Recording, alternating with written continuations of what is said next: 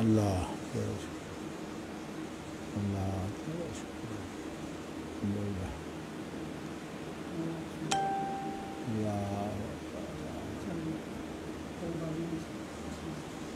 اللہ ٹھیک جزاک اللہ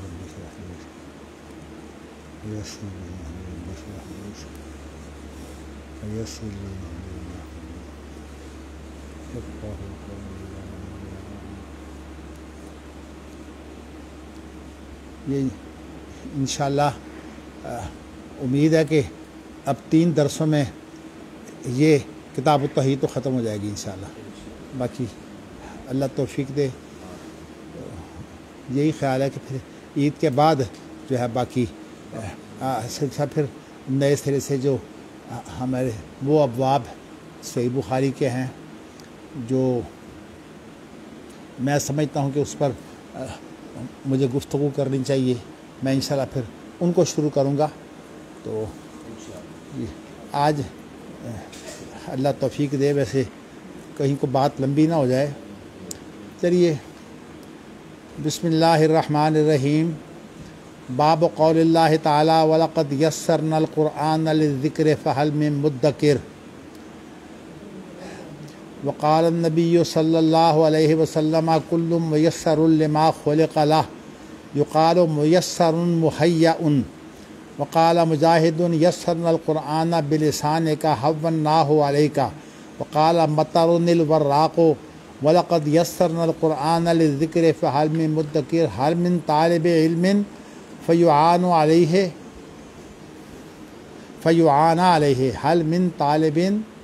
هل من طالب فيعان عليه. یہ میں نے یعانہ اس لیے پڑھا ہے کہ یہ چند چیزیں جن میں استفہام بھی شامل ہے، جب اس کے بعد فے ہو تو اس کے بعد ان مقدر ہوتا ہے، تو اس لیے یہاں میں نے نصب پڑھی ہے.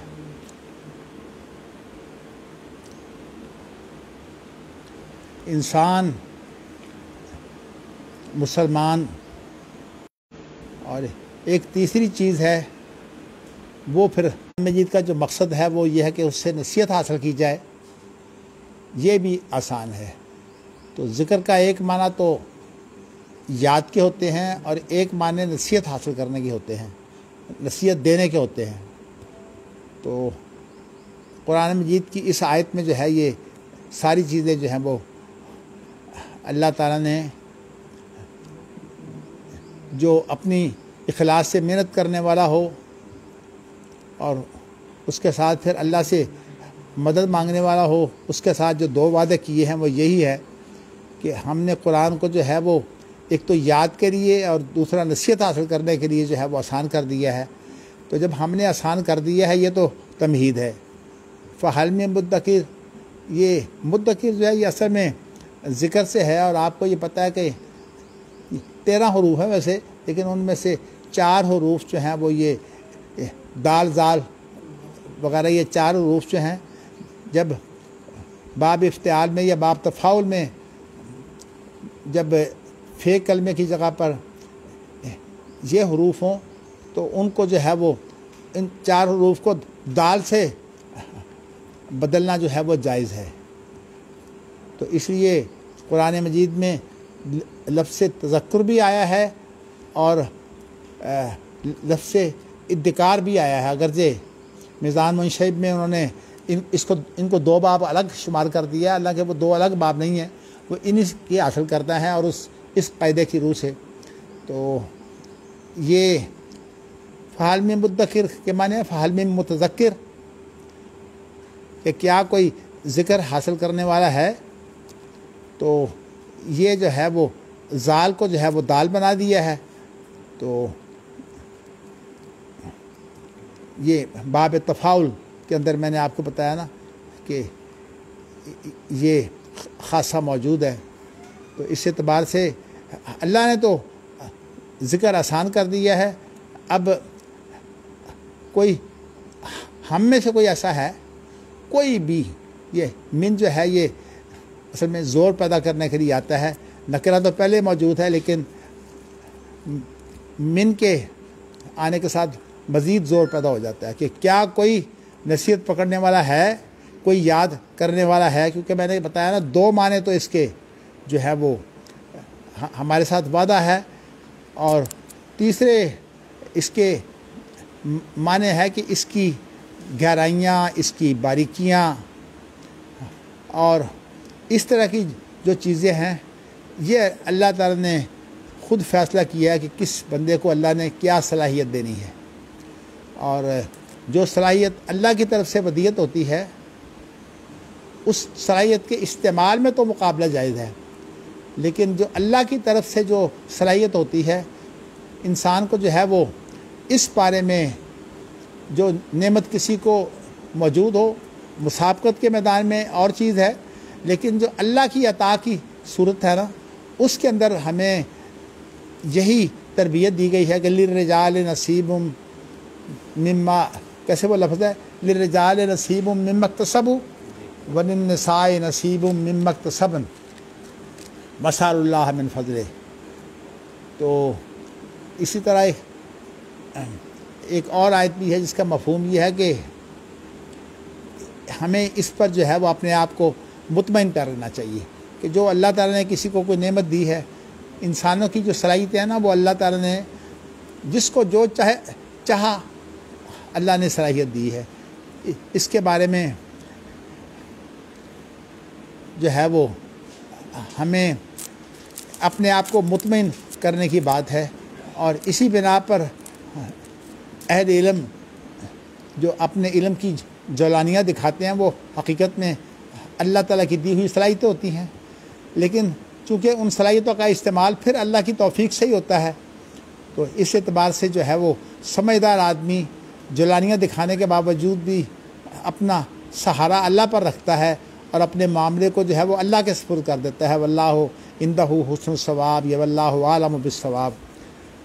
تو وہ تیسرا میدان جو ہے وہ میں نے آپ کو یہ بتایا ہے کہ اللہ نے بندوں کے مطابق جو ہے اس کی تقسیم کی ہے۔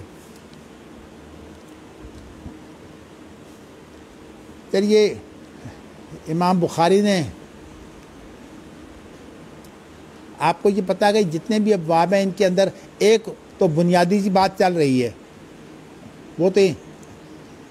وہ یہ ہے کہ جو اللہ کا کلام ہے وہ تو اللہ سے تعلق رکھتا ہے، اس لیے اس کی کیفیت میں تو ہم نے جانا نہیں، اور جو بندوں کے افعال ہیں وہ خواہ یاد سے متعلق ہو یا نصیحت پکڑنے سے متعلق ہو یا اس کے اندر جو غور و فکر اور علمی گہرائیوں کے معاملات ہیں، یہ معاملات ہوں، ان تمام کے اندر جو ہے وہ جو کمی بیشی فرق ہے وہ بندوں کے اعتبار سے ہے۔ جہاں تک اللہ کا کلام جو ہے اس کے بارے میں ہم کوئی کیفیت پیش نہیں کر سکتے کہ اللہ کے کلام میں جو ہے وہ اللہ کے اعتبار سے کیا فرق ہے۔ ہم اللہ کے بارے میں جو ہے وہ خاموشی اختیار کریں گے، اس لیے کہ نہ تو ہمیں اللہ تعالیٰ کی کنہ سے جو ہے وہ پوری واقفیت ہے، نہ اس کی جو کارگزاری ہے، اس کے جو اوصاف ہیں ان کے بارے میں ہمیں سوجھ بوجھ ہے، اور ہمارے لیے یہ اصول بنیادی ہے کہ وَلَا تَقْفُ مَا لَيْسَ لَكَ بِهِ عِلْم، جو تیرے دائرۂ کار سے چیز باہر ہے تو اس کے پیچھے نہ لگ۔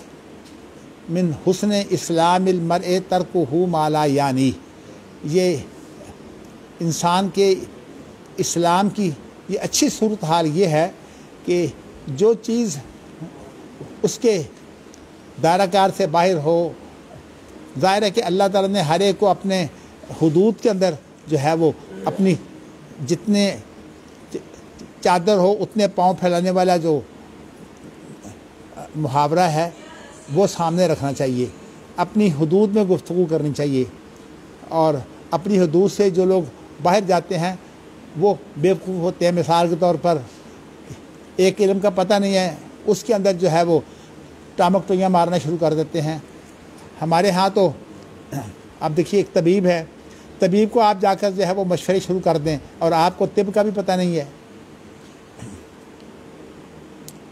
مجھے چند دن پہلے ایک مضمون پڑھنے کا موقع ملا،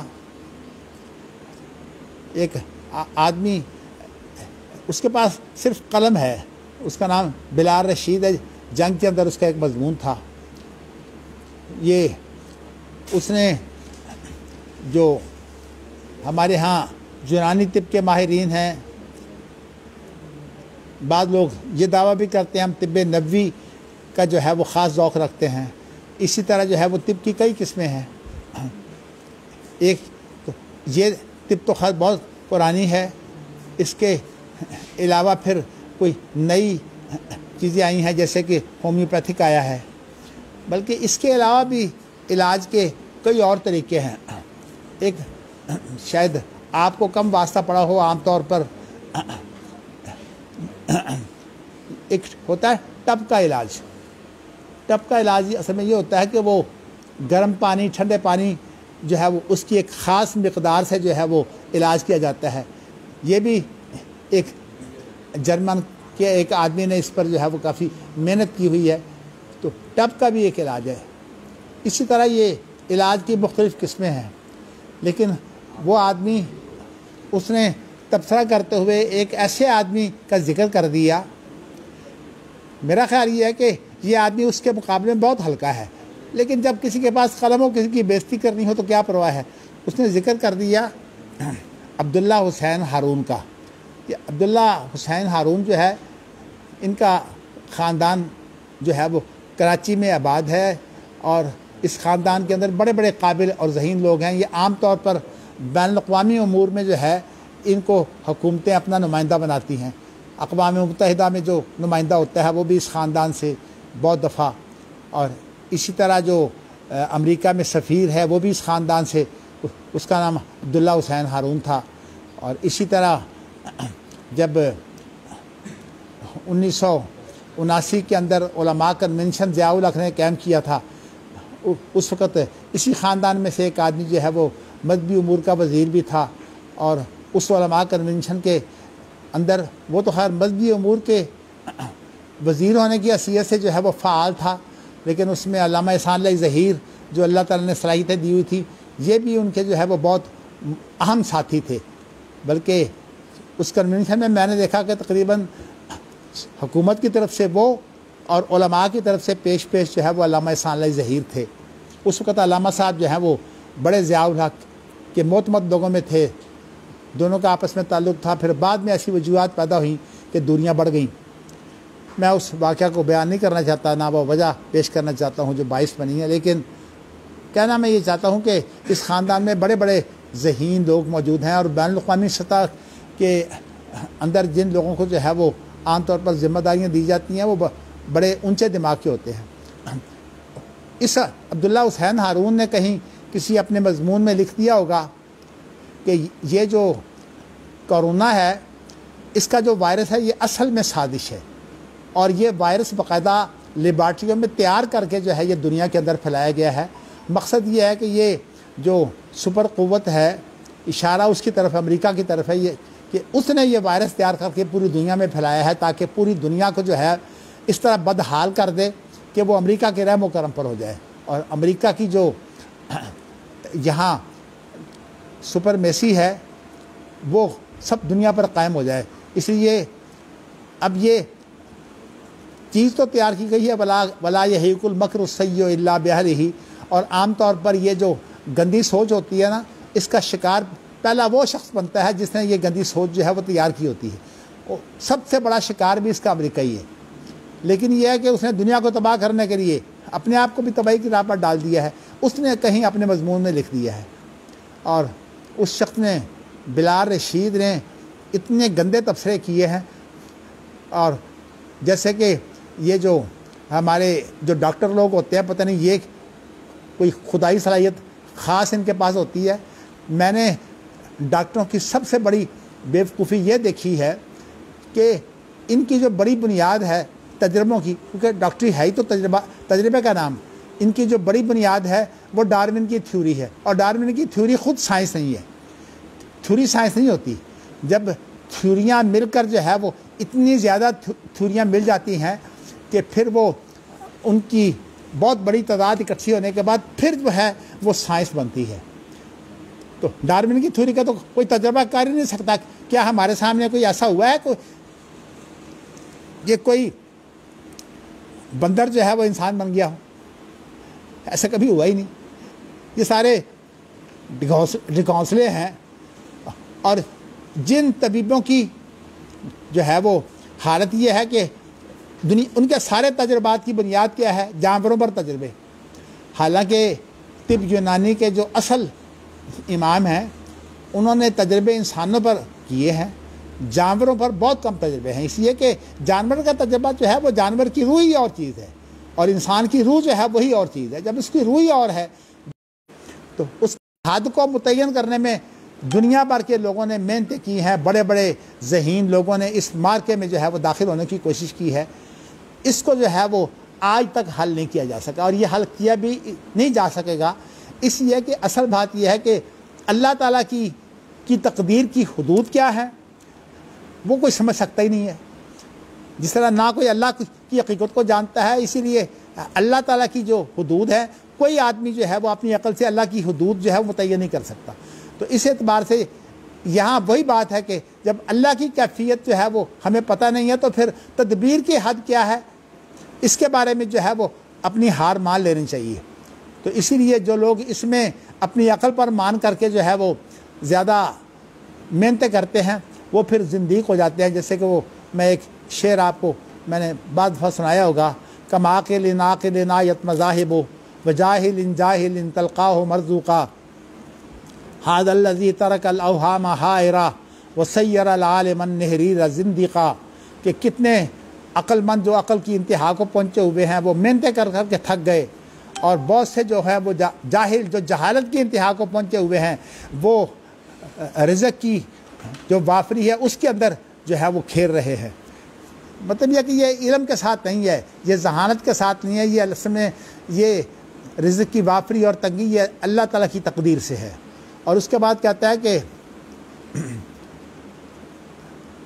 حاذ الذی ترک الاوہام حائرہ، یہ وہ چیز ہے جس نے کہ انسان کی جو باریک بینی ہے، وہاں اس باریک بینی کو کہتے ہیں جو کسی خاص چیز کے اندر جو ہے وہ انسان باریک بینی کرتا ہے.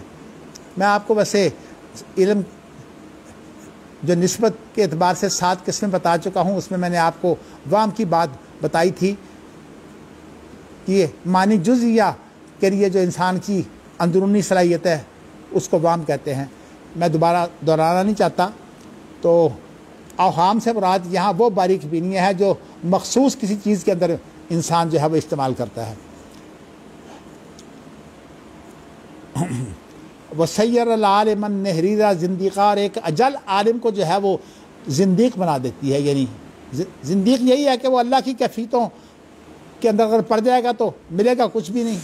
جو فلسفیوں سے حل نہ ہوا اور نقطہ وروں سے کھل نہ سکا، وہ راز کملی والے نے بتلا دیا چند اشاروں میں. امام یہ جو شاعر حالی کی جو یہ بات ہے اس کے اندر اچھا نقطہ انہوں نے یہی پیش کیا ہے. چلیے جی اب آگے چلتے ہیں. تو میسر کا معنی یہ ہے مہیّن، یعنی جو اس کے لیے جو ہے وہ چیز تیار کر دی جاتی ہے. اسی لیے حالات کی موافقت جس کے لیے ہمارے ہاں ایک لفظ ہے نا توفیق کا معنی ہوتا ہے کہ حالات اس کے موافق ہو جاتے ہیں. اور جب حالات اس کے موافق ہو جاتے ہیں تو انسان کا کام یہ ہے کہ وہ اپنے موافق حالات کو جو ہے وہ اختیار کرتا ہے. تو میسر ان کا معنی یہ ہے کہ اس کے لیے حالات جیسے بنا دیے جاتے ہیں پھر انسان ادھر چلتا ہے. تو مجاہد نے وَلَقَدْ يَسَّرْنَا الْقُرْآنَ کی تفسیر یہ کی ہے. آپ کو پتہ ہے کہ مجاہد جو ہے تابعی ہیں اور خاص ان کا تخصص جو ہے وہ تفسیر ہے. تو کہتے ہیں کہ قرآن کو ہم نے تیری زبان کے ساتھ آسان کر دیا ہے. معنی کیا ہے کہ تیرے اوپر ہم نے قرآن کو آسان کر دیا ہے. تو قرآن کا جو ایک حق ہے وہ تو اس کی تلاوت ہے، اور انسان کے اوپر قرآن کا دوسرا حق یہ ہے کہ انسان اس میں غور و فکر کر کے جو اللہ تعالیٰ کی مرادیں ہیں اور جو اس کی باریکیاں ہیں ان کو سمجھنے کی کوشش کرے. تو انہوں نے جو ہے وہ اس سے مراد یہ لیا ہے کہ تیری زبان پر قرآن ہلکا ہو گیا ہے، گویا کہ انہوں نے اس سے مراد جو ہے وہ قرآن مجید کی تلاوت لی ہے۔ قرآن مجید کی خود جو خالی تلاوت ہے نا، اس کے اندر بھی اتنا بڑا اعجاز ہے۔ والذی ارسل رسولہ بالہدیٰ، نہیں وہ کیسے ہے کہ اللہ اکبر اللہ اکبر، اب پڑھیے ذرا سورہ جمعہ کی ابتدائی آتے ہیں، یسبح للہ ما فی السماوات، پڑھیے ذرا کوئی حافظ صاحب پڑھیں ذرا۔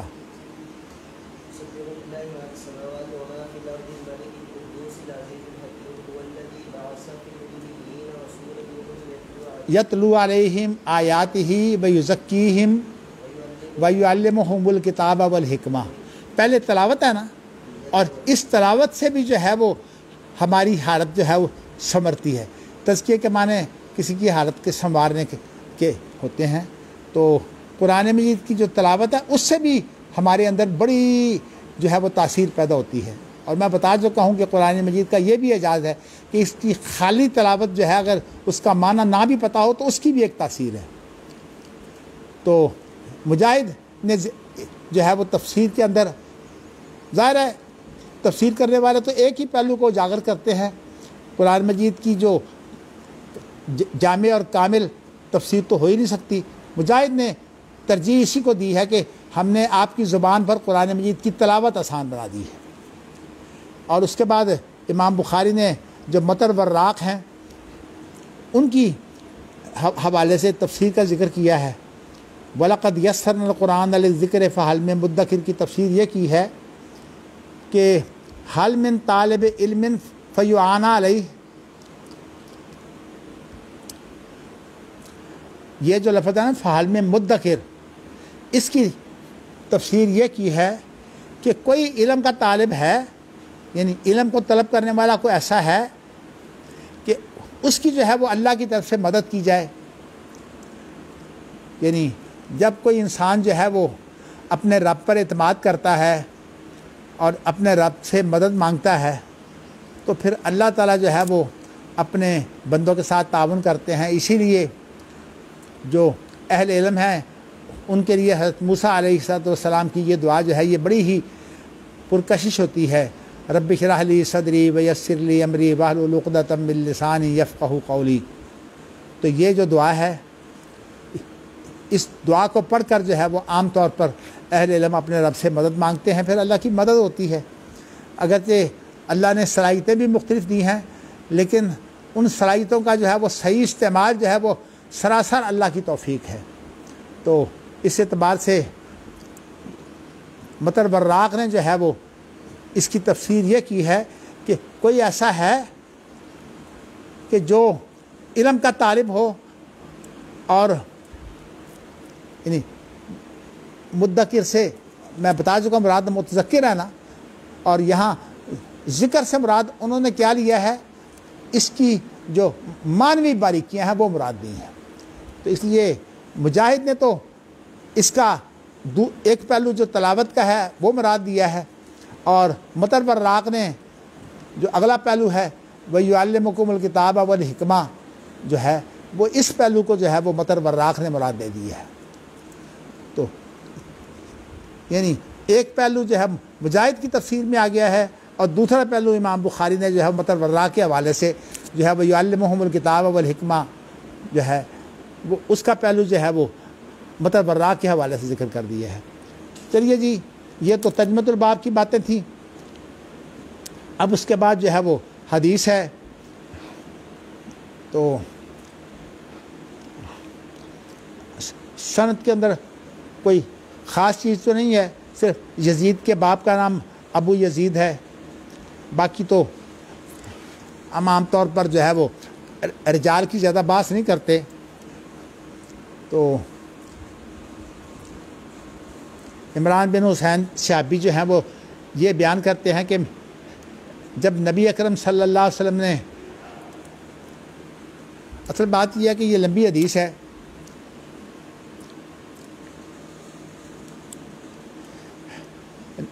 میں نے آپ کو بتایا کہ اللہ کی طرف سے جو تقدیر ہے اس پر ہم ایمان لاتے ہیں. ہمارے ایمانیات کا ایک حصہ تو اچھی اور بری تقدیر پر ہے کہ اس کی نسبت جب اللہ کی طرف ہوتی ہے تو اس میں تو کوئی برائی نہیں ہوتی.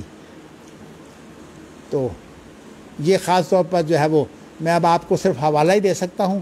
شرح عقیدہ طحاویہ میں یہ بڑی اچھی بات موجود ہے کہ تقدیر کے اندر تو کوئی خیر شر نہیں ہوتی، لیکن جو خیر شر ہوتی ہے وہ انسان کی کارگزاری، جس کو ہم کسب کہتے ہیں، خاص طور پر جو اہل علم کی اصطلاح ہے کسب، کہ انسان کی جو محنت اور انسان کی جو اس کے اندر تدبیریں، سوچ و بچار جو ہوتی ہے اس کو کسب کہا جاتا ہے. اصل میں اس کے اندر خیر اور شر ہوتی ہے. تو اس کے بعد چونکہ تقدیر جو ہے وہ تدبیر پر غالب ہوتی ہے، اور میں آپ کو جو ہے وہ تقدیر اور تدبیر کے مقابلے کے اندر خاص طور پر حضرت یعقوب علیہ السلام کی وہ وصیت جو اپنی اولاد کو تھی اس کا ذکر کیا کرتا ہوں کہ یا بنی لا تدخلوا من باب واحد وادخلوا من ابواب متفرقہ وما اغنی عنکم من اللہ من شیء ان الحکم الا للہ. اور میں بتایا ہی کرتا ہوں کہ تدبیر تو انہوں نے یہ بتائی کہ تم نے جو ہے وہ متفرق دروازوں سے جانا ہے، اکٹھے نہیں جانا. وہ ان کے دل میں بات آئی کہ نظر نہ لگ جائے، اتنے کریل جوان ہیں اور پھر ہیں بھی آپس میں بھائی.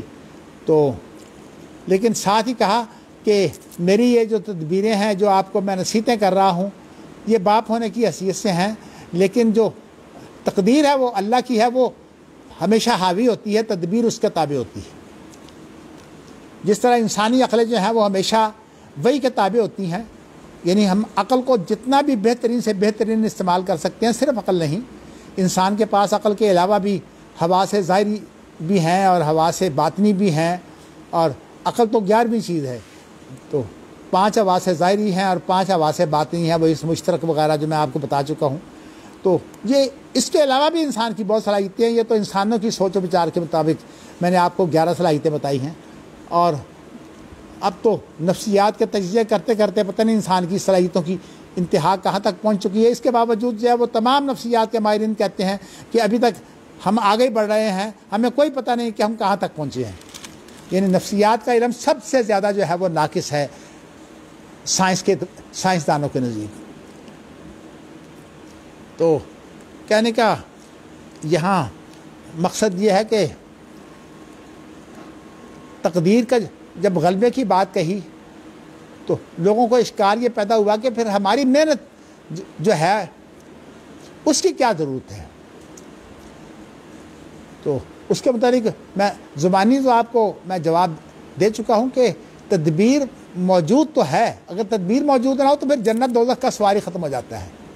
تو اس لیے انسان کی تدبیر جو ہے اس کا کوئی نہ کوئی دخل ہے، لیکن وہ کتنا ہے، یہ کتنے کا جو سوال ہے اس کا کوئی جواب نہیں دے سکتا، اس لیے کہ اس کا تعلق اللہ تعالیٰ کی تقدیر کی حد بندی سے ہے. جب اللہ کی تقدیر کی حد بندی نہیں ہو سکتی تو پھر تدبیر جو ہے اس نے تو اللہ کی تقدیر کی حد بندی کے بعد بات کرنی ہے.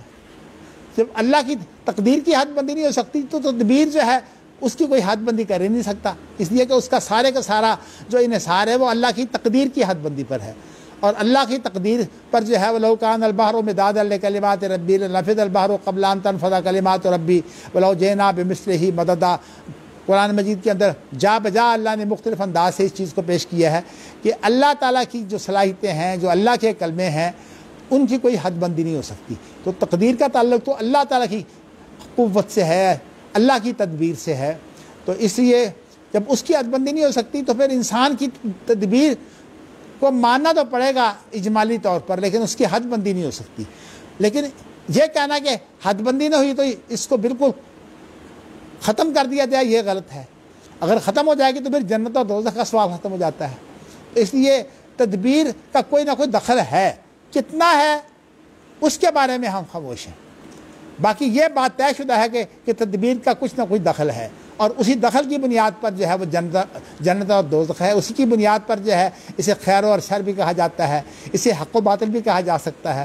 اور آپ کو یہ پتہ ہے کہ خود انسان کی تخلیق جو ہے یہ اصل میں حق و باطل کی حجت قائم کرنے کے لیے کہ حق جو ہے وہ کھل کے واضح ہو جائے، اس کی حقیقت جو ہے وہ نمایاں ہو جائے. بل نقذف بالحق علی الباطل فیدمغہ فاذا هو زاہق، باطل جو ہے اس کا بطلان واضح ہو جائے اور حق کی جو ہے وہ اہمیت واضح ہو جائے. یہ انسان کی تخلیق کا مقصد ہی یہ ہے. تو اس کے اوپر جو ہے پھر جب عمران بن حسین نے کہا کہ میں نے اللہ کے رسول سے کہا پھر ہمارے عمل کی کیا ضرورت ہے، انہوں نے سمجھا کہ صرف تقدیر ہی تقدیر ہے. تو اللہ کے رسول نے بتایا کہ نہیں، تقدیر ہی تقدیر نہیں ہے، تدبیر ہے ضرور. تو لیکن پھر دوسرا سوال یہ پیدا ہوتا ہے کہ اگرچہ اس کے متعلق میں اگر بحثوں میں پڑ گیا تو پھر ہمارا آج کا درس جو ہے وہ اسی میں رہ جائے گا. میں تفصیل جو اس میں نہیں پڑھتا، گاہے بگاہے میں یہ چیزیں بیان کرتا رہتا ہوں. جو چیزیں رہ جائیں گی اللہ تعالیٰ مجھے توفیق دے، میں انشاءاللہ تعالیٰ جب یہ باب جو ہے وہ یہ میری کوشش ہے اس سے پہلے یہ ختم ہو جائے تو اس کے بعد پھر انشاءاللہ میں ایسی باتیں جو ہے وہ کوشش کروں گا کہ آپ کے سامنے واضح کروں. اگر آپ کو کوئی اس میں شبہ ہو تو آپ کا ذہن کھل جائے. تو آپ نے یہ فرمایا ہے کہ چونکہ تقدیر غالب ہے اس لیے ہر ایک کے لیے وہی حالات موافق بنتے ہیں جس کے لیے وہ پیدا کیا گیا ہے. یعنی جہاں تک اللہ کی تخلیق ہے اس کا تعلق تو اللہ سے ہے، اور جب کوئی فعل اللہ کی طرف نسبت ہوتا ہے تو وہ اس وقت جو ہے وہ تقدیر ہوتا ہے. جب ہماری طرف نسبت ہوتا ہے تو وہ ہمارا کسب ہوتا ہے. تو اس لیے ہر انسان کو جو ہے تقدیر کے غلبے کے معنی یہ ہیں کہ انسان جو ہے وہ اسی چیز کو اختیار کرتا ہے جو تقدیر کے مطابق ہوتی ہے، اسی کہ غلبہ تقدیر کو حاصل ہے. باقی انسان کی تدبیر کی وجہ سے جو خیر و شر کا سوال پیدا ہوتا ہے انسان کی جزا اور سزا اس سے متعلق ہے. تو قرآن مجید کی اس آیت کے اندر اس کی مزید تشریح موجود ہے. فَأَمَّا مَنْ آتَى وَاتَّقَى وَصَدَّقَ بِالْحُسْنَىٰ فَسَنُيَسِّرُهُ لِلْيُسْرَىٰ، کہ جو اللہ کی دی ہوئی نعمتوں کو استعمال کرتا ہے اور تقوی کے ساتھ استعمال کرتا ہے اور اس نے جو ہے بلائی کو جو ہے وہ اس کی تصدیق کی ہوتی ہے، اس کے لیے پھر اللہ تعالیٰ جو جنت کے راستے ہیں وہ آسان کر دیتے ہیں. اور وَأَمَّا مَنْ بَخِلَ وَاسْتَغْنَىٰ، اور جو اپنے آپ کو غنی سمجھ کر جو ہے وہ بخیل ہوتا ہے. ہمیشہ جو آدمی اپنے آپ کو جو ہے وہ غنی سمجھتا ہے نا اس کے دل میں مال کی محبت ہوتی ہے. ہمیشہ مال کی محبت والا آدمی جو ہے وہ حلوا ہوتا ہے، تھوڑ دلا ہوتا ہے. وہ اللہ تعالیٰ نے جن کو دل کا ثبات دیا ہوتا ہے، پیچھے وہ حدیث سے گزر چکی ہے نا، ان الانسان خلق حلوا اذا مسہ الشر جزوعا واذا مسہ الخیر منوعا. یہ اصل میں تھوڑ دل لوگوں کی تفسیر پیش کی ہے. اور جو ان کے مقابلے میں جن لوگوں کا ذکر کیا ہے وہ ہیں جن کو اللہ تعالیٰ نے طبیعت کے اندر استغنا دی ہوتی ہے اور جن کی طبیعت میں جو ہے وہ بھلائی کی طرف جو ہے وہ ان کی طبیعت کا جو ہے وہ زیادہ میلان ہوتا ہے. تو وہ مقابلے میں ذکر کیا ہے اور اس شخص کی تعریف کی ہے. اور چونکہ وہ حدیث عمر بن تغلب سے ہے اور آپ نے عمر بن تغلب وہ کہا کہ تو ان لوگوں میں شامل ہے. عمر بن تغلب نے اس کے متعلق یہ جواب دیا تھا کہ میرے لیے مجھے اگر سرخ اونٹ مل جائیں جو عربوں کے لیے بہت قیمتی چیز ہے، مجھے اس سے یہ بہتر ہے کہ نبی اکرم صلی اللہ علیہ وسلم نے مجھے یہ کہا ہے کہ تو ان لوگوں میں شامل ہے، یعنی ان لوگوں میں جو قابل تعریف ہیں. تو اب اس کے بعد جو ہے وہ اگلی حدیث پڑھیے، اس کے اندر سند میں کوئی اشکال تو نہیں ہے. منصور اور اعمش نے دونوں نے جو ہے وہ سعد بن عبیدہ سے سنا ہے اور وہ ابو عبد الرحمن سے روایت کرتے ہیں اور وہ حضرت علی سے کرتے ہیں. حضرت علی نبی اکرم صلی اللہ علیہ وسلم سے روایت کرتے ہیں کہ آپ ایک جنازے میں تھے. یہ لفظ جنازہ بھی ہے جنازہ بھی ہے، دونوں طرح استعمال ہوتا ہے. فاخذ عودا، تو آپ ایک جنازے میں تھے تو غالباً تدفین کے وقت آپ بیٹھے ہوئے تھے تو آپ نے ایک لکڑی پکڑ کر جو ہے وہ کچھ زمین کو کریدنا شروع کر دیا، جن کو تو فی الارض، اللہ اکبر۔ جب آپ کرید رہے تھے تو آپ نے کہا تم میں سے کوئی آدمی بھی ایسا نہیں ہے کہ اس کی جو جس نے جنت میں جانا ہے اس کی وہ جگہ جو ہے وہ جنت میں مقرر ہے، اور جس نے جہنم میں جانا ہے اس کی جگہ جو ہے وہ جہنم میں مقرر ہے۔ بعض لوگوں نے بعض کم درجے کی احادیث سے یہ لیا ہے کہ ہر ایک کے لیے جو ہے وہ اس کا ایک مقام جنت میں بھی ہے اور اس کا ہر ایک کا مقام جہنم میں بھی ہے۔ نہیں، کہ اس کی جنت کی جگہ پہلے سے طے شدہ ہے اور اس کی جہنم میں جگہ جو ہے وہ جہنم میں طے شدہ ہے، اور اس کا تعلق تقدیر سے ہے۔ تو صحابہ نے کہا کہ پھر ہم اسی پر جو ہے وہ انحصار کر لیتے ہیں، اسی کو کافی سمجھتے ہیں۔ یہ توکل اور اس کا ایک ہی مادہ ہے، الانت تکلو، کیا ہم توکل نہ کر لیں؟ تو آپ نے فرمایا کہ نہیں، تمہیں اپنی تدبیر کی محنت تو کرنی چاہیے۔ جیسے میں بتا چکا ہوں کہ وہ لوگ جو ہیں وہ بھٹک گئے ہیں جنہوں نے تدبیر کی بالکل نفی کر دی ہے۔ جبریہ اور قدریہ کا جو اختلاف ہے میں اس کی طرف صرف اشارہ کر سکتا ہوں، اور یہی آیتیں آپ نے پھر پڑھ دیں جو میں نے ابھی آپ کو سنائی ہیں۔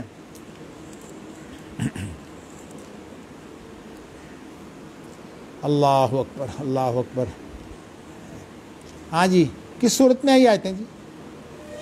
فَأَمَّا مَنْ آتَىٰ وَاتَّقَىٰ وَصَدَّقَ لائل میں ہے نا جی، ماشاء اللہ، جزاکم اللہ۔ اچھا جی، اب اگلا پڑھیے۔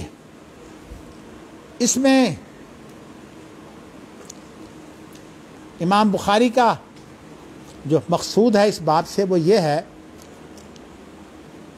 کہ اللہ کا جو قرآن ہے اس کے اندر آسانی اور تنگی اس کی کوئی بات نہیں ہے، اس لیے کہ اللہ کی کیفیت میں تو ہم جاتے ہی نہیں ہیں کہ اللہ کے لیے کوئی چیز مشکل ہے، کہ اللہ کے لیے کوئی چیز آسان ہے، اس کیفیت میں تو ہم نے جانا نہیں ہے۔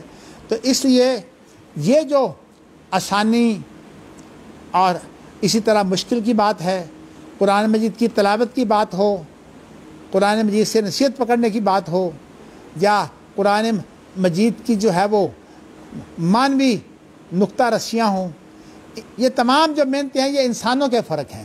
تو انسانوں کی تدبیروں میں فرق تو ہم کر سکتے ہیں، اس کے متعلق ہمیں گفتگو کی اجازت بھی ہے، ہم تبصرے بھی کر سکتے ہیں، لیکن اللہ تعالیٰ کی جو ہے وہ جو قرآن مجید جو اللہ کا کلام ہے اس کے بارے میں ہم یہ بات کر ہی نہیں سکتے، ہمیں اجازت ہی نہیں ہے۔ تو اللہ کی کیفیت کے بارے میں ہم نے گفتگو نہیں کرنی۔ تو امام بخاری جو ہے وہ میں نے آپ کو بتایا کہ ان تمام بابوں میں ایک بنیادی نقطہ جو ہے وہ یہ ہر جگہ موجود ہے، لیکن یہ الگ الگ باب باندھنے سے مقصد اس بنیادی نقطے کی بنیاد پر جو ہے وہ الگ الگ پہلو واضح کرنا ہے۔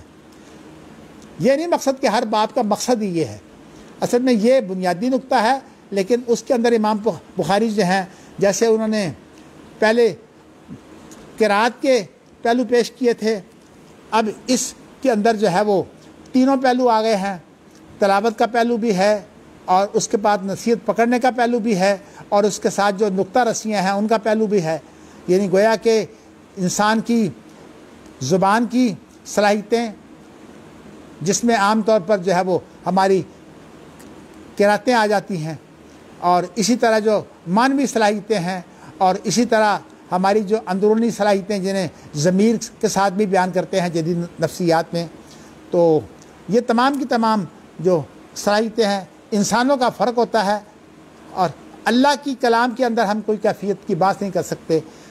امام بخاری یہی بتانا چاہتے ہیں کہ اللہ کی کلام جو ہے جب اللہ کی طرف نسبت ہوگی تو ہماری زبانیں بند ہیں، ولا تقف ما لیس لک بہ علم کے تحت، اور جب انسانوں کے بارے میں گفتگو ہوگی تو ہم اگرچہ اللہ کی توفیق سے یہ گفتگو کرتے ہیں، لیکن پھر بھی ہم انتہا یہاں تک ہی رکھتے ہیں کہ اصل چیز جو ہے وہ صحیح بات ہے کیا، یہ ہماری تدبیر اور ہماری ذہانت، ہماری محنتیں ہیں، باقی جو فیصلہ ہے وہ اللہ کا فیصلہ جو ہے وہی اتھارٹی ہے۔ تو اب اس کے بعد اب نیا باب آیا ہے، تو امام بخاری کی نئی بات جو ہے وہ لے آئیں گے اللہ مجھے توفیق دے کہ میں اس باب کو، میرا دل یہی ہے کہ میں اس باب کو جو ہے وہ ختم کر لوں، اور اس کے بعد 3 باب رہ جائیں گے، وہ انشاءاللہ پھر 2 درسوں میں انشاءاللہ ان کو بھی ختم کرنے کی کوشش کروں گا۔ اللہ اکبر، اللہ اکبر۔ باب قول اللہ تعالیٰ بل ہوا قرآن مجید فی لوح محفوظ والطور و کتاب مستور۔ قال قتادہ مکتوب یسترون، قال قتادہ مکتوب، یہ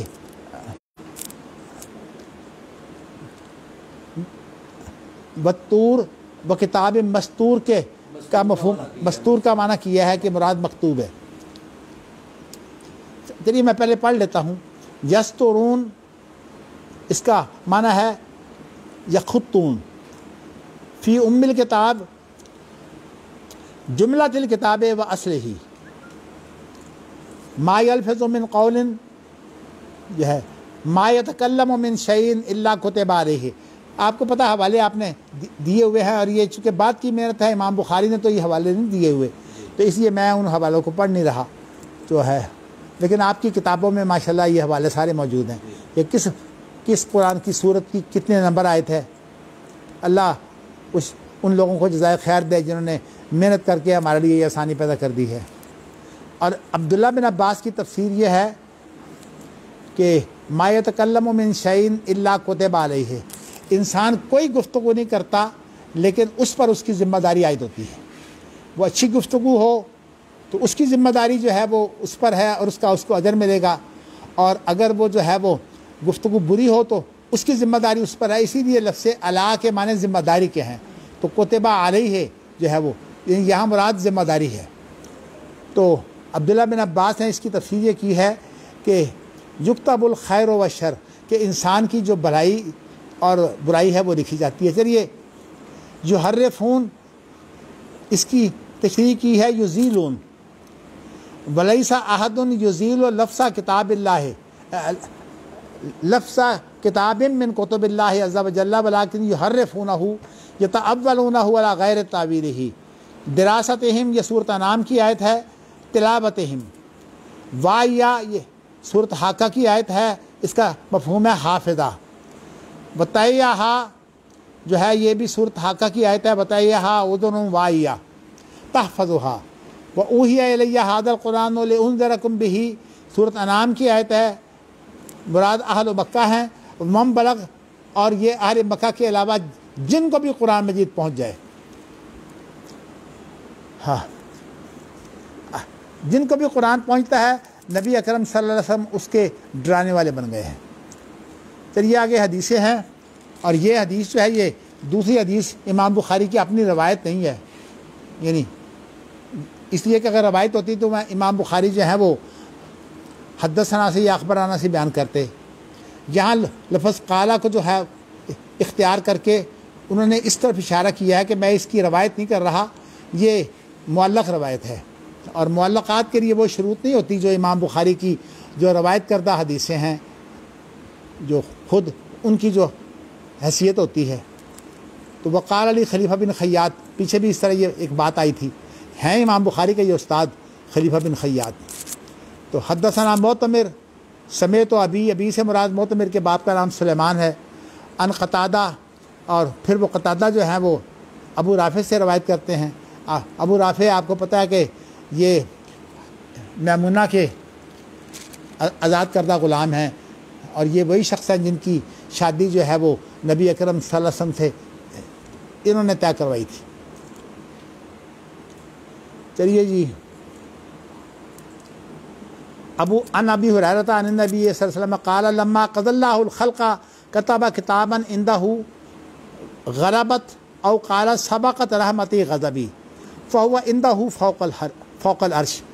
اگر یہ حدیث بھی پڑھ لیں، حدثنی محمد بن ابی غالب حدثنا محمد بن اسماعیل حدثنا معتمر سمیت ابی یقول حدثنا قتادہ، یہ معتمر بن سلیمان ہی ہے، باپ سے مراد جو ہے وہ سلیمان ہے، کہ وہ باپ یہ کہتے ہیں کہ ہمیں قتادہ نے حدیث سنائی اور ابو رافع نے حدیث سنائی، یعنی پہلی جو روایت ہے وہ امام بخاری کی اپنی معیار کی مرویات میں سے نہیں ہے، لیکن یہ جو حدیث ہے یہ امام بخاری کے اپنے معیار کی ہے، اسی لیے اس کو حدثنی سے بیان کیا ہے۔ اور فرق صرف جو ہے وہ معتمر کے بعد تو بات ایک ہی ہے، اور جو پہلی بات ہے اس کے اندر آپ دیکھیے نا کہ اس کے اندر اگرچہ ایک ہی واسطہ ہے معتمر کے درمیان اور امام بخاری کے درمیان خلیفہ بن خیاط کا، اور دوسری کے درمیان میں 2 واسطے ہیں، لیکن چونکہ یہ امام بخاری کی اپنی مرویات اپنے معیار کی مرویات میں سے ہے، تو اس لیے یہاں امام بخاری نے جو ہے وہ اس کو مؤخر اس لیے کر دیا ہے کہ وہ جو پہلی ہے وہ سند کے اعتبار سے آ رہی ہے، کہ اس کے درمیان معتمر کے درمیان اور امام بخاری کے درمیان میں ایک واسطہ تھا، اور یہ جو ہے اس کے درمیان میں جو ہے وہ 2 واسطے ہیں، اس لیے اس کو مقدم کر دیا اور اس کو مؤخر کر دیا ہے۔ دیکھ رہے ہیں نا آپ جی؟ تو یہ عالی اور سافل کے اعتبار سے جو ہے تقدیم و تاخیر کی ہے، اگرچہ جو اصل مدار ہے وہ اس پر ہے جو دوسری روایت ہے۔ چلیے جی،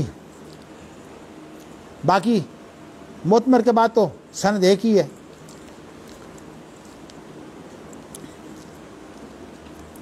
تو ابو رافع نے ان کو حدیث سنائی ہے قتادہ کو کہ انہوں نے ابو ہریرہ سے سنا ہے۔ ابو رافع خود بھی صحابی ہیں، لیکن یہاں انہوں نے جو ہے وہ مرسل بنانے کی بجائے جن سے سنا ہے ان کا نام لے دیا ہے، صحابی نے صحابی سے روایت کی ہے۔ تو ابو ہریرہ نے کیا بیان کیا ہے کہ میں نے نبی اکرم صلی اللہ علیہ وسلم سے یہ سنا کہ اللہ تعالیٰ نے لکھ دیا تھا اس سے پہلے کہ اللہ مخلوق کو پیدا کرے۔ کیا لکھ دیا تھا کہ میری رحمت جو ہے اس کو میرے غصے پر سبقت حاصل ہے، یہ لکھ دیا تھا۔ اور یہ لکھا تھا لوح محفوظ میں۔ لوح محفوظ میں لکھنے کی وجہ سے آپ کو یہ پتا ہے کہ لوح محفوظ جو ہے وہ عرش کے اوپر ہے، یہ کتاب ہے لوح محفوظ۔ اب وہ کیا ہے، کس شکل میں ہے، وہ میں نے تشریح کرنی ہے، وہ جو ابتدائی اب وہ قرآن کی آیتیں ہیں میں نے اس کی تشریح کرنی ہے، میں اس کو آپ کو وہاں بیان کروں گا۔ ایک بات ہے کہ ایک لکھی ہوئی چیز ہے، اور ہم لوگ ہر ایک اپنے دور کے اندر جو سائنسی ترقی ہے اس کے مطابق ہم گفتگو کرتے ہیں۔ ایک وقت وہ تھا کہ لوگوں کی یادداشتوں کے مقابلے ہوتے تھے، تو اس وقت یادداشت کی بڑی اہمیت تھی۔ پھر ایک وقت وہ آیا کہ کتابت کی اہمیت اس لیے بن گئی کہ انسان جو یاد ہوتا ہے اس کو تو بھول بھی جاتا ہے، اور عام طور پر جو کتاب ہوتی ہے وہ بھولنے میں بڑی کام آتی ہے۔ آپ کو جب کہیں خطرہ ہوتا ہے نا میں بھول نہ جاؤں، تو آپ وہ چیزیں جو ہے وہ نوٹ کر لیتے ہیں۔ تو اس لیے کتاب جو ہے وہ معاون بنتی ہے۔ اگرچہ قرآن مجید کا جو اصل ہے وہ تو سینوں میں محفوظ ہے، لیکن یہ اس کا ایک متبادل ذریعہ ہے لکھنا بھی، قرآن مجید کو محفوظ کرنے کا۔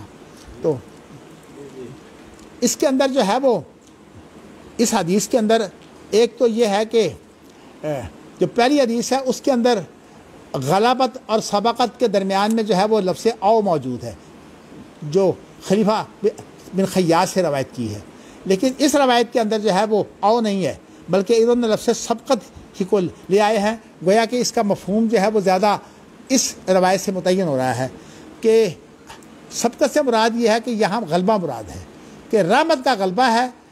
اللہ نے اپنے غصے کو جو ہے وہ اس طرح سے کمتر رکھا ہوا ہے کہ اللہ کی رحمت جو ہے وہ غصے پر غالب ہے، اور یہ چونکہ اللہ نے بات خود بیان کر دی ہے، اس لیے جو اپنی کیفیت اللہ نے خود بیان کر دی ہو اس کے بارے میں ہمارا عقیدہ بھی ہونا چاہیے، اور یہ ہمارا عقیدہ وہ ہے جو ہمارے کام آنے والا ہے، جو ایک حدیث قدسی ہے کہ انا عند ظن عبدی بی، میں اپنے بندے کے گمان کے ساتھ ہوتا ہوں۔ اس کے مطابق جو ہے یہ ہمیشہ عقیدہ جو ہے وہ غالب رہنا چاہیے کہ اللہ کی رحمت جو ہے وہ اللہ کے غصے پر غالب ہے۔ تو اللہ کی ویسے تو ہم کیفیت پیش نہیں کر سکتے، لیکن الفاظ کی حد تک جو ایک باریکی ہے، رحمان کے اندر رحمت کی بہت وافری ہوتی ہے، وہ پہلو جو ہے وہ اجاگر کیا گیا ہے، اور رحیم کے اندر اس کی جو دائمی حیثیت ہے اس پہلو کو بیان کیا گیا ہے۔ تو اسی لیے پہلے وافری کو بیان کیا ہے، اور وافری کے بعد اس وافری کا دوام ہے، اور اگر پہلے اللہ بیان کر دیتے دوام کو تو کسی مقدار کے بغیر جو ہے وہ دوام ہو جاتا، اور صحیح طریقہ یہی ہے کہ پہلے مقدار کا تعین ہوتا ہے، پھر اس کے بعد وہ اس کا جو ہے وہ زمانی تعین جو ہے وہ اس کے بارے میں بات ہوتی ہے۔ اگرچہ اللہ کے اوصاف میں تو زمان و مکان کا تعین جو ہے وہ ہمیں اختیار نہیں ہے، لیکن اس مفہوم کو واضح ضرور کیا ہے کہ رحمان کے اندر وہ وافری مراد ہے، اور اسی لیے رحمان اللہ تعالیٰ کا وہ وصف ہے، یہ اللہ کا عالم نہیں ہے، یہ اللہ کا وہ وصف ہے جو اللہ کے ساتھ خاص ہے، کسی اور کے لیے استعمال نہیں ہوتا۔ باقی جو اوصاف ہیں یہ اوروں کے لیے استعمال ہو جاتے ہیں، لیکن اللہ کے لیے جب استعمال کیا جائے تو اس کا معنی معلوم والکیف و مجہول، اور جب بندوں کے لیے استعمال کیا جائے تو آپ کیفیتوں سے جتنی مرضی چاہیں بحث کریں، وہ آپ کی علمی استعداد کے مطابق بحثیں جائز ہیں۔ تو یہاں ایک تو یہ نقطہ ہے، دوسرا نقطہ یہاں یہ ہے کہ یہ جو خلیفہ بن خیاط والی روایت ہے، اور یہ جو دوسری روایت ہے جس کو امام بخاری نے اصل اپنی جو ہے وہ دلیل بنایا ہے، وہ محمد بن نبی غالب کی ہے۔ ان دونوں میں کچھ الفاظ کا بھی ایک فرق ہے۔ میرا عام طور پر یہ طریقہ نہیں ہے کہ پہلے میں کس میں بناؤں، اس کے 4 معنی ہو سکتے ہیں، اس کے 8 معنی ہو سکتے ہیں، اس کے اتنے معنی ہو سکتے ہیں، پھر میں ترجیح دوں، اس لیے کہ اس سے بات لمبی ہو جاتی ہے۔ میں تو جب 2 چیزوں کو دیکھتا ہوں آپس میں کوئی تھوڑا سا کوئی کسی کو مغالطہ ہو سکتا ہے اختلاف کا، تو چونکہ قرآن مجید اللہ کی کلام ہے، اور اللہ کی کلام میں اختلاف جو ہے وہ کوئی ممکن نہیں ہے، اس لیے کہ اللہ کی کلام میں اختلاف بنانا یہ اللہ تعالیٰ کی کمزوری ہے، اور اللہ کے اندر کوئی کمزوری پائی نہیں جاتی، اس لیے اللہ کی کلام کے اندر اختلاف نہیں ہو سکتا۔ ہاں وحی کے اندر خود نبی اکرم صلی اللہ علیہ وسلم کی جو زندگی ہے وہ بھی چونکہ اللہ ہی کا بیان ہے، اور اس کی ذمہ داری بھی اللہ نے خود لی ہوئی ہے، اس لیے اس کے اندر بھی حقیقی اختلاف ممکن نہیں ہے۔ ہماری سوچ و بچار کا سمجھ کا اختلاف جو ہے وہ ہو سکتا ہے، لیکن یہ ہے کہ نبی اکرم صلی اللہ علیہ وسلم کی گفتگو کے اندر بھی حقیقی اختلاف نہیں ہو سکتا ہے۔ اور دوسرا یہاں ایک بڑی اہم بات جو ہے وہ دونوں حدیثوں کا تقابل میں ذرا آپ دوبارہ پڑھیں گے تو پہلی جو حدیث ہے اس کے اندر یہ ہے کہ اللہ نے جب مخلوق کے بارے میں فیصلہ کیا کہ اللہ مخلوق بنائیں گے، اور یہ آپ کو پتہ ہے کہ ہمارے اعتبار سے اللہ کی تمام مخلوق میں یہ جو زمین ہے سخر کر دیا ہے، جیسے کہ وَسَخَّرَ لَكُم مَّا فِي السَّمَاوَاتِ وَمَا فِي الْأَرْضِ جَمِيعًا مِّنْهُ، یعنی آسمان اور زمین میں تمام کا تمام جو ہے وہ ہمارے لیے ہی ہے، ہماری خدمت کے لیے ہے۔ تو اس لیے جب اللہ نے مخلوق کے بارے میں فیصلہ کیا تو پھر اللہ نے یہ فیصلہ جو ہے وہ اپنے پاس لکھ دیا، اور وہ جو اللہ نے لکھا ہے وہ کیا ہے کہ وہ فوق العرش ہے، مراد اس سے بھی لوح محفوظ ہے کہ اللہ تعالیٰ نے پوری کی پوری تقدیر جو ہے وہ لوح محفوظ میں لکھ دی تھی۔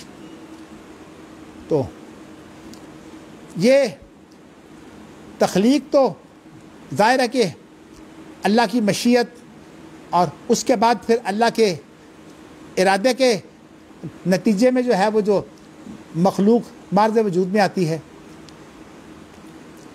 تو اس اعتبار سے اللہ نے جب یہ فیصلہ کیا تو اس فیصلے کے اندر ہی اللہ تعالیٰ نے جو ہے وہ قلم اور دوات جو ہے، حدیث میں تو صرف ذکر قلم کا ہے، اور باقی قلم کی کیا کیفیت ہے کہ قلم خود لکھ رہی ہے یا اس میں فرشتے جو ہیں وہ کام کر رہے ہیں. میں انشاءاللہ جب یہ قرآن کی آیتوں کی تشریح میں آتا ہوں تو پھر انشاءاللہ تعالی میں جو ہے وہ اس وقت آپ کے لیے واضح کروں گا. اس وقت تو صرف اتنا بتانا ہے کہ لوح محفوظ اس کے اندر کس کیفیت میں موجود ہے. کیا وہ جب لوگوں کو صرف اتنا پتہ تھا کہ لکھائی بھی ایک چیز ہوتی ہے تو اس وقت تو لوگوں نے اس کی تشریح جو ہے وہ لکھائی سے کر دی ہے. اور آج کمپیوٹر نے اور اس کمپیوٹر کے بعد پتہ نہیں کون کون سی مزید جو ہے وہ ایجادات ہونی ہے جن کا ہمیں بھی پتہ نہیں ہے, جن کے پیچھے جو ہے وہ ہمیشہ ٹیکنالوجی کے ماہرین جو ہیں وہ لگے رہتے ہیں نئی سے نئی معلومات کے لیے, نئی سے نئی ایجادات کے لیے. تو یہ کھلتے جائیں گے تو پتہ نہیں کتنے ہمارے لیے طریقے آ جائیں گے. اس لیے لوح محفوظ کے بارے میں ہم جو ہے وہ جو تشریح ہے وہ کچھ نہ کچھ کریں گے جتنی امام بخاری کے دور میں تھی. امام بخاری کی مراد کیا ہے اس حد تک میں تشریح کروں گا انشاءاللہ.